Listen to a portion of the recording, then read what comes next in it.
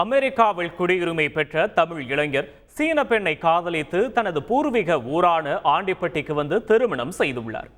அமச்சியாபுரத்தைச் சேர்ந்த அமுதா சரவணகுமாரி தம்பதி அமெரிக்காவில் குடியுரிமை பெற்றுள்ளனர். அவர்களது மகன் தருண்ராஜ் அமெரிக்காவில் குடியுரிமை பெற்ற சீன பெண் சுனோஜூ என்பவரை காதலித்துள்ளார். அவர்களுக்கு இரு வீட்டார் சம்மதத்துடன் மணமகனின் பூர்வீக ஊரான ஆண்டிப்பட்டியில் இந்து முறைப்படி திருமணம் நடத்தப்பட்டது. திருமணத்திற்கு இரு வீட்டாரின் உறவினர்கள் அமெரிக்கா மற்றும் சீனாவிலிருந்து வருகை தந்து மணமக்களை வாழ்த்தினர்.